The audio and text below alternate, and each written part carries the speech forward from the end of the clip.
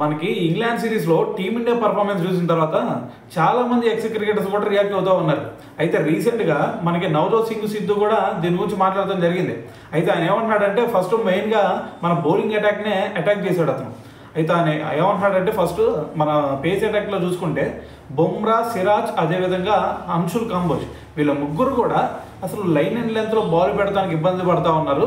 So even Bumrah నుంచి ఇటువంటి bowling అసలు ఎక్స్పెక్ట్ చేయలేదు. దాని తర్వాత ఇటువైపు సిరాజ్, అదేవిధంగా అంశుల్ కంబోజ్ చూసుకుంటే కనీసం 120, 130 పేస్తో మాత్రం వేయగలుగుతున్నారు. సో ఇదే పేసు అంతకుముందు మనకి అనిల్ కుంబ్లే కూడా వేసేవాడు. సో మరి దీని గురించి కొంచెం ఆలోచించాలి. ఇదే పేస్తో బౌలింగ్ ఎత్తే వాళ్ళని ఎలా మనం అవుట్ చేయగలుగుతాం, ఎలా సిరీస్కి వెళ్ళగలుగుతాం అని చెప్పేసి కొన్ని కామెంట్స్ చేశాడు అనమాట. అయితే దాంతోపాటు మనకి షార్దుల్ ఠాకూర్ గురించి మాట్లాడితే సో అతన్ని టీంలోకి ఎందుకు తీసుకున్నారు కూడా నాకు అర్థం కావట్లేదు. అతని ప్లేస్లో మనకి ప్రసిద్ధ్ కృష్ణ తీసుకొచ్చినట్టయితే చాలా బెటర్గా ఉండేది కదా. సో మరి ఇదొక మిస్టేక్ చేశారని చెప్పేసి దాని తర్వాత మన స్పిన్ అటాక్లో వచ్చేసరికి జడేజా అలాగే సుందర్ వీళ్ళిద్దరు కూడా ఎక్సలెంట్ స్పిన్నర్లే, కాదనట్లేదు. కానీ మరి ఇక్కడ మన టీమిండియా కెప్టెన్ అయిన శుభ్మన్ గిల్ ఒక తప్పు చేశాడు.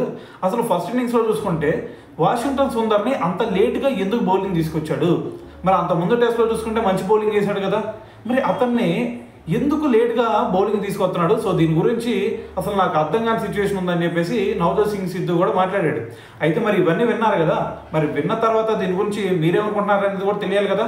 సో కింద కామెంట్ చేసేయండి.